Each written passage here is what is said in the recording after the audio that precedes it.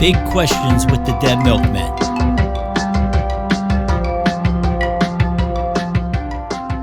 Okay, hey everybody, welcome to this week's Big Questions. This is called BFF, by which I mean best, first, and favorite. I got this concept from a podcast called Reconcilable Differences, and I'll link to that in the links below.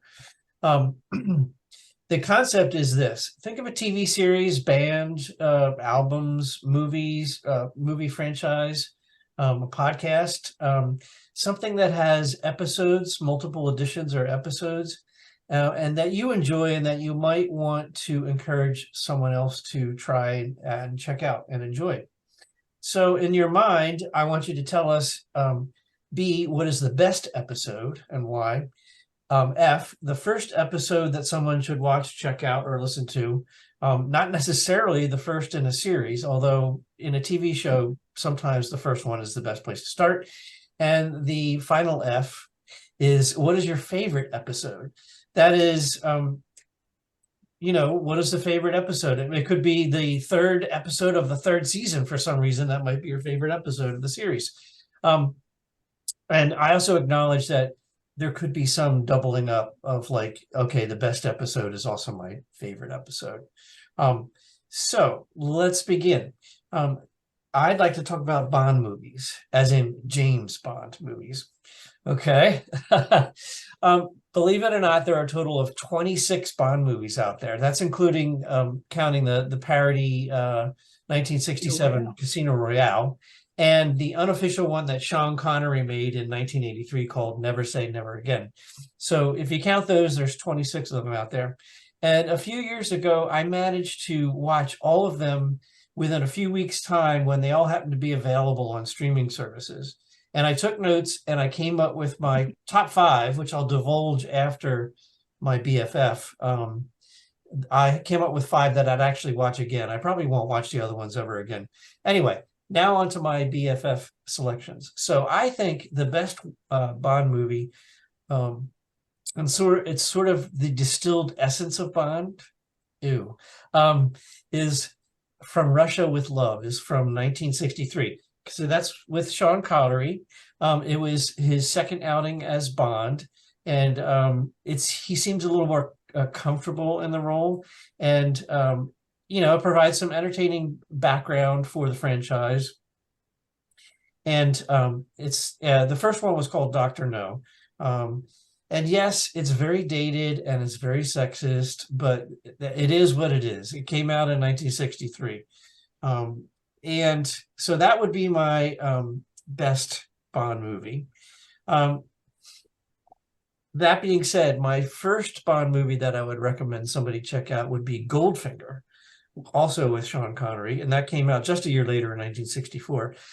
You'd be sort of dropped into the core quintessential 1960s Bond world. You get to meet Oddjob, the villain, Goldfinger's like manservant, and his bowler hat, yes, very sharp. And there's a little humor in these films, which got more frequent and really pretty bad as the franchise went on. They only toned back the humor when Daniel Craig became the Bond in 2006. And then last but not least, I would like to tell you my favorite, and it's a bit controversial. I like On Her Majesty's Secret Service, which came out in 1969. And the actor playing Bond is George Lazenby. It's the only Bond movie that he did. And it was kind of panned when it came out, but it's gained a lot of popularity over the years. It also stars one of my favorite actresses, Diana Rigg. And Telly Savalas plays the villain Blofeld. And it kind of has a really sad ending, which is kind of unusual for a major motion picture, as they say. So that would be my favorite. And as I promised as a postscript, my top 5 Bond movies, the ones that I would actually watch again, number 1 would be From Russia with Love in 1963 with Sean Connery. On Her Majesty's Secret Service in 1969 with George Lazenby. The Spy Who Loved Me in 1977 with Roger Moore. GoldenEye from 1995 with Pierce Brosnan, and then Casino Royale, the one that came out in 2006 with Daniel Craig. And you may notice that there is no Timothy Dalton Bond movies in there because I think he was a terrible Bond. Terrible, terrible Bond. Anyway, so that's my BFF for this episode. Did you see The Kingsman? I did not see The Kingsman. You need to see The Kingsman. The Kingsman is based on, in order to make Sean Connery James Bond, one guy had to take him out and teach him to be a gentleman, teach him how, what wine to order. And that's what The Kingsman is. It's basically the idea of they take this scrappy street kid and they make him into like an MI5 agent. The first one's really good. The rest of them, let's just pretend that didn't happen. Also, there's lots of very raunchy sex humor in The Kingsman at the end. It's worth watching. Now you left Diamonds Are Forever, which is my favorite Bond movie off your list. With Jill St. John in that movie is my favorite Bond girl. I really and George Lazenby, that is ultra sad. They do try to have him get kind of revenge in the next film, but they're always like, "Oh, you killed my double, Mr. Bond." All right, whatever. So that ever happens, if anything ever happens, I'm just going to go, "Ha, you killed my double." If anything, and particularly somebody who doesn't look anything like me, if somebody were to shoot Wesley Snipes, I'd be like, "Ah, you got my double." Where am I? Oh yeah, okay. How am I going to make this interesting? I don't know. I'm actually going to start with, I'm going to recommend a couple things. I don't want to dwell too much on stuff and just want to move as quickly as possible. I think I'm next, right? Yes. Okay. The first thing I want to do is I want to recommend 2 TV series. And that's because people are always putting TV down. Like, oh, I don't watch television. And then you ask these people just some simple, basic questions about geography or history or current events. And you realize it's like asking a chipmunk to operate an electron telescope. They're like, So maybe they should watch more TV, but I want to stick up for TV. The first TV series I want you to go out and find, if you didn't watch it when it first ran, because it ran from 1997 to 2003, was a show called Buffy the Vampire Slayer. And the reason this is important is we are living in a golden age of television. A lot of people don't know that. And this is actually when it started. Some people say it started with the first episode of Buffy, and that the golden age ended with the last episode of Flight of the Conchords. I tend to disagree. I think there's lots of amazing stuff on, and I think but I would say a new golden age did begin with the first episode of Buffy. So the best episode of Buffy the Vampire Slayer is called The Body. I don't recommend you start with that one. There's no supernatural stuff in it. It is just heartbreaking. It just takes your heart, throws it on the floor and stomps on it. And to see the acting in it and the writing and just the creepiness of it, something absolutely horrible happens. And it's happened, and you can hear life going on in the background. You hear kids playing it. It is really, really disturbing. So that's the one that it's the best, but you kind of have to work your way around to it. Now, I'm going to talk about first and favorite. For the first one that I recommend, my favorite one actually, is Jonathan the Vampire Slayer.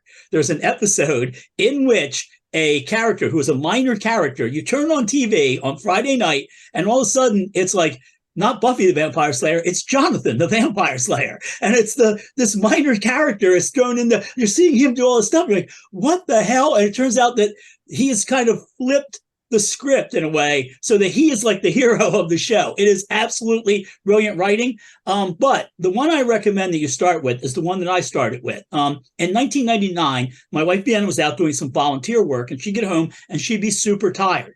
And I didn't want to wake her, and I seen this review, and I never thought to watch Buffy. So we're like 4 seasons into this thing. Buffy is in college at this point. It starts with her in high school, and there was episodes called Hush, and it said that there was virtually no talking in this episode. And I thought, well, I can watch that, and I won't wake Vienna up. So I watched it, and I was blown away.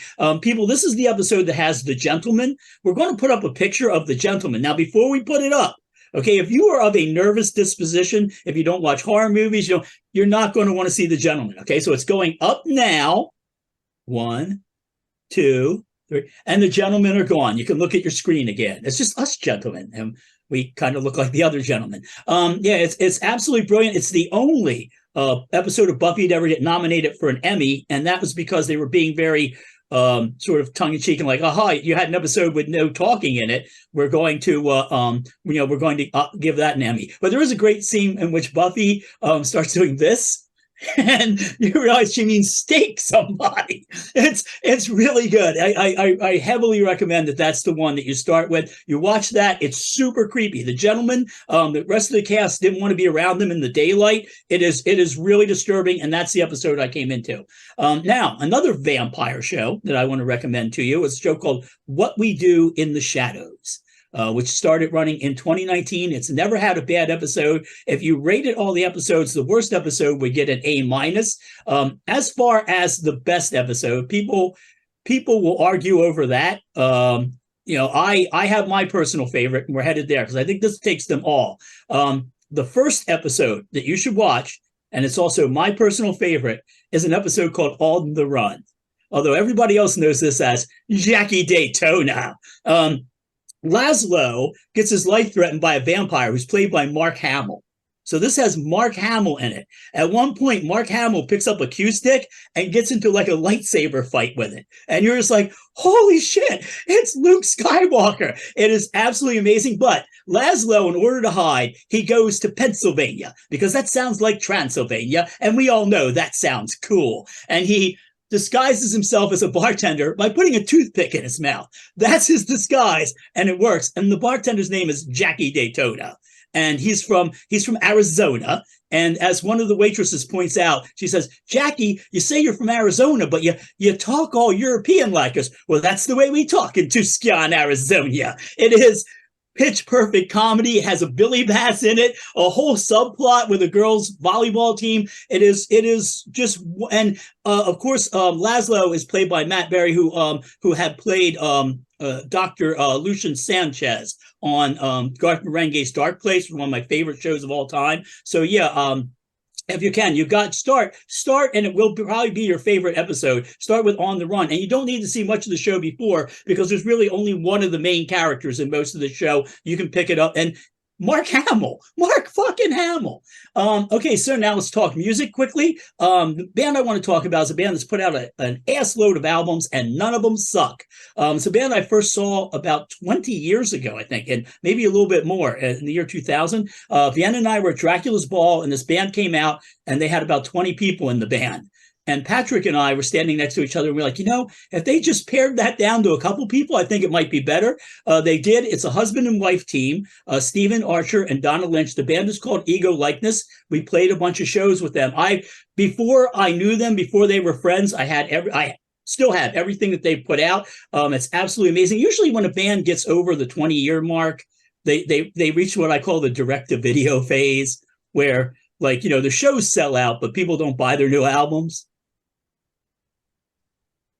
Anyway, but these band is still fantastic. Now, as for my favorite album, and probably as a good, I will call When the Wolves Return my favorite album.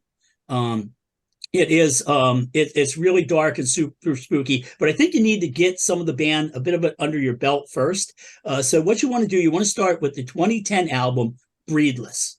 This is a masterpiece. It is very dark, I will put this album on. I probably do this, I don't know, a couple times a year, and I'll just play Breedless, or I'll just play a bunch of Ego Likeness. But we're lucky enough to call them friends. It's one of the wells I go back to for inspiration. But you definitely want to start with Breedless. As a childless person myself, Breedless meant a lot to me.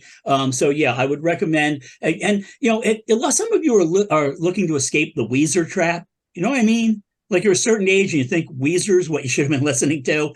You should have been listening to this. So yeah, if you want to escape from that Weezer, Wilco, a lot of W band trap, go get some Ego Likeness.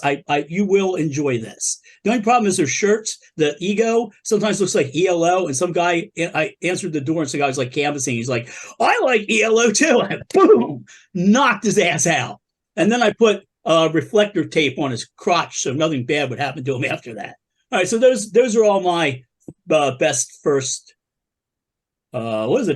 Best first favorite. Best first favorite. Yeah. Best first favorite. Man, I should have gone with Weezer. No, I didn't. Should have gone with what? You should have gone Weezer. with Weezer, you said. That would have been a good follow-up. But no, I'm going with Do they have a best? let's not even talk about Weezer anymore. I'm going with Beethoven's nine symphonies. Not all of his works, just his symphonies. Ludwig von Beethoven. He passed away in the 19th century, but he still has on Spotify like 7 million monthly listeners, I noticed. So he's doing pretty good. So he did 9 symphonies. He like Mozart before him, he was a child prodigy. He started performing, I think, at the age of 7, piano, and composing at a very early age. By the time he was 30 years old, he wrote his first symphony, and it's called Symphony Number 1. And this was in the classical period of music. 1800 was the year.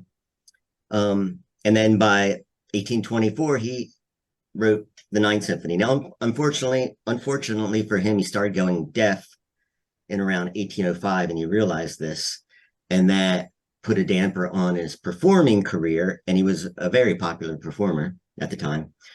But he decided to stay with music and to focus on composition only.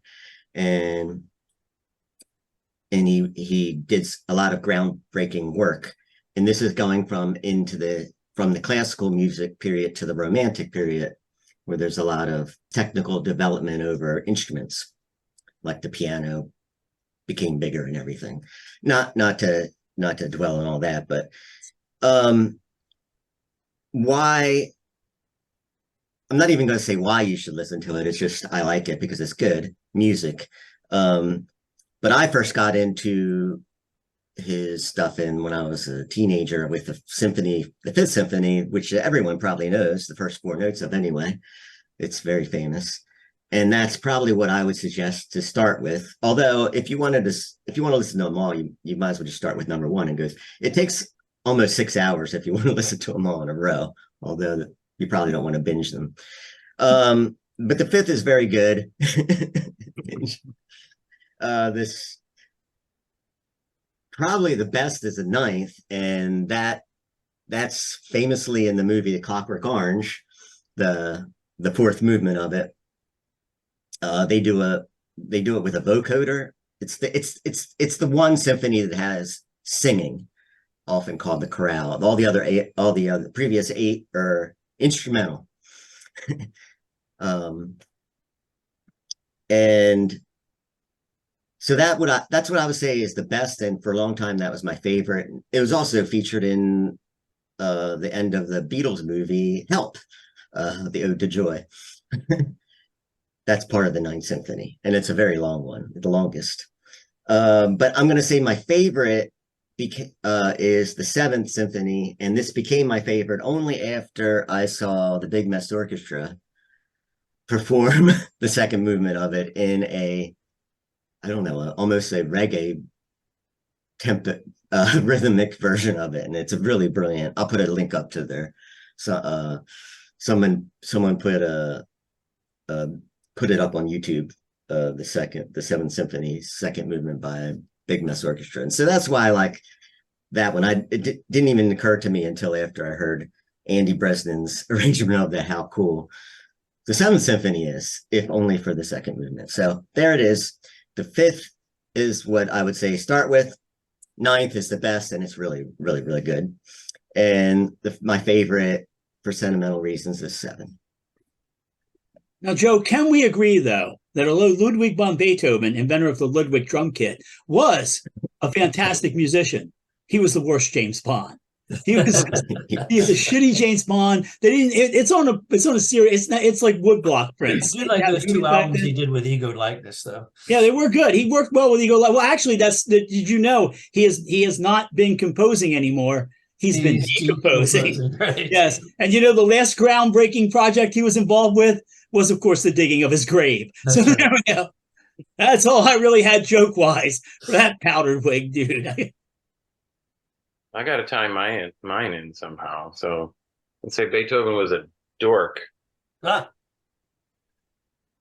So I want to talk about this comic book, Dork.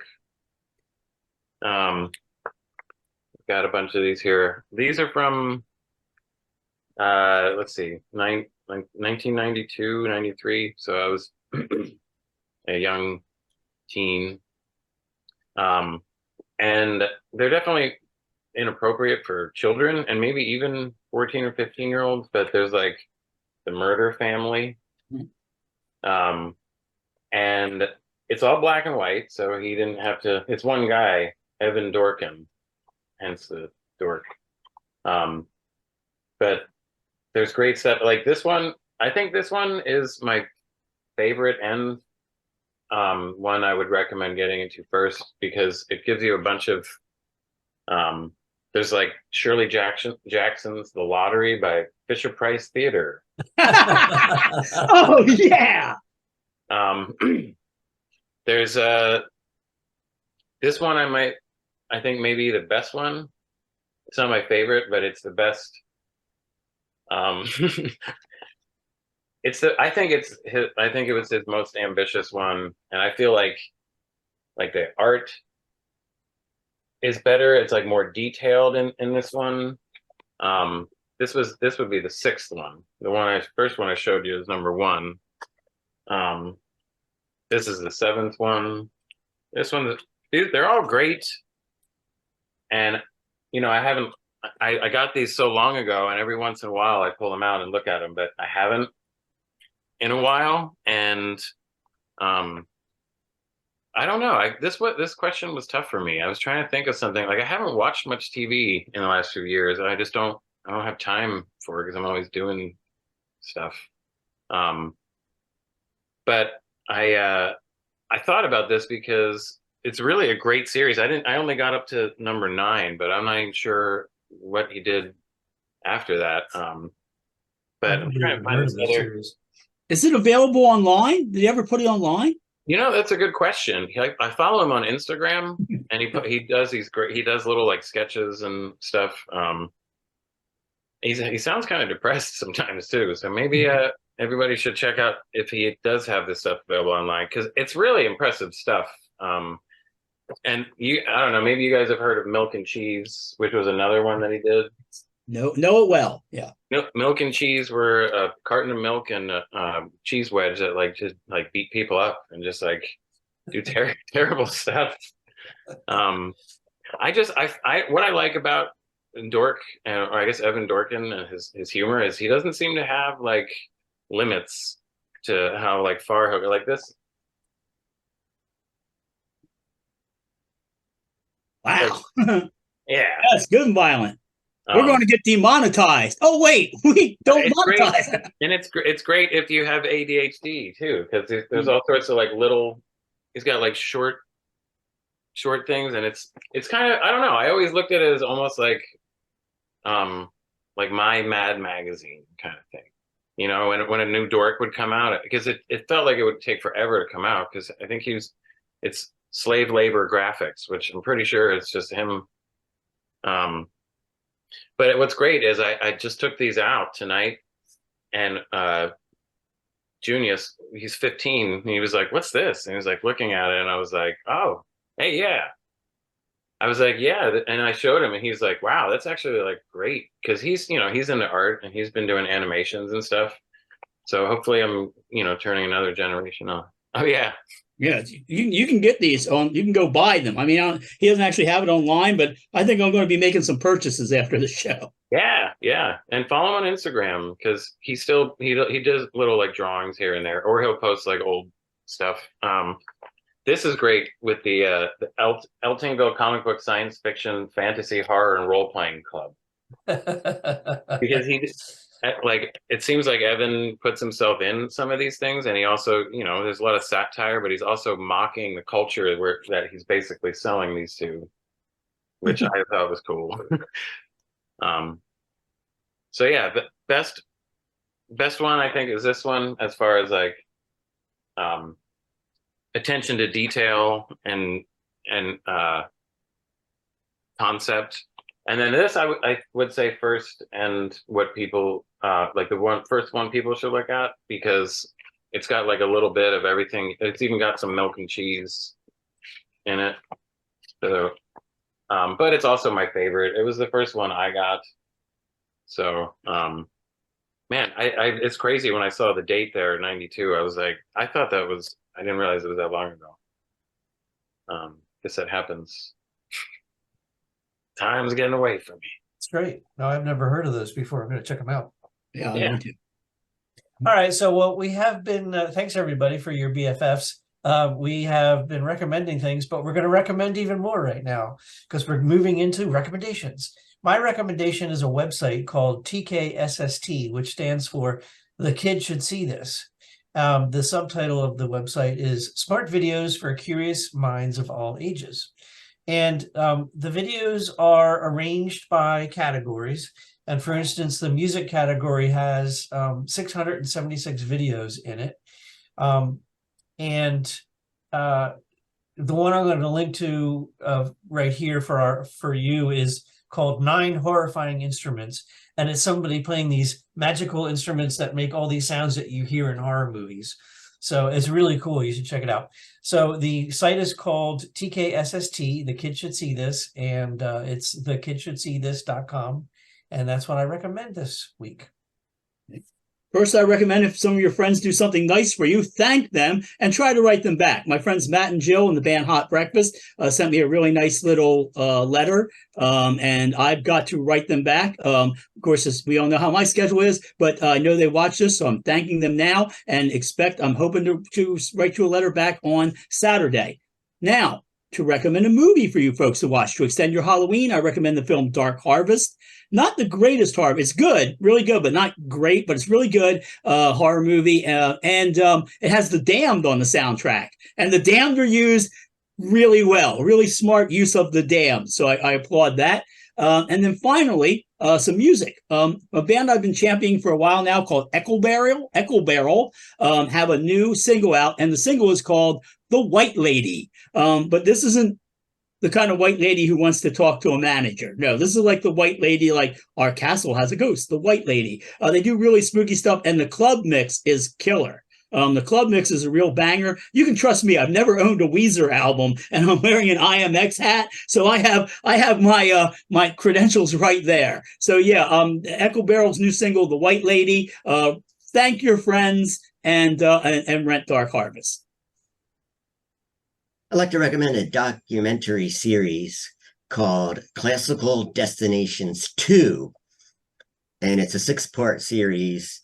It kind of mixes geography and history of the great composers. This is where I got my background information on Beethoven. He's in episode 4. In episode 1, you get Bach. Handel's in episode 2. You get Mozart in 3, and then 5 is Chopin, and 6 is Grieg. And you can watch it on, I think, YouTube if you pay for their weird subscription, but you can also watch it on Curiosity Stream, and that's where I watched it. Cool. I would like to recommend practice your scales, or if you're a drummer, your rudiments. I've been learning a lot from teaching music, and I'm realizing how important it really is to like know your scales first of all, and to practice them, because you especially like piano, guitar, bass, you got to get those fingers going. It's drums. I've been teaching drums for the past 3 months, which is just odd for me, but flam, flams, paradiddles, super paradiddles. You do, and you'll clean it up. Swiss triplets. Yeah. If you have a Novation circuit, your scales button is right here. And That's scales. No, it's good. So you should know what you're doing. So yeah, it's right there, and we got a ton of scales on the Novation. I love the scales. Yeah. It hit me. I was like, if you were to practice every kind of scale, so you did like all the major scales, all the minor scales, all the pentatonic, major pentatonic, minor pentatonic, it would take you like hours. to do in every key, you know. Modes. Yeah, I've been there. But if you do that, what if you did that every day? You would probably be the greatest like musician in the world. So I recommend doing that, folks. I did that, and the only thing that came out of it was wonderfully colored plastic war toys. For real, I'm not joking. I always wonder what it would be like to fire up a bazooka. There you go. Well, thanks, everybody. Great answers, great recommendations. Tune in next week, folks, when Joe is going to be showing us his lucky socks that he wore through an entire tour. Should be good. I don't know. Not really looking forward to that episode.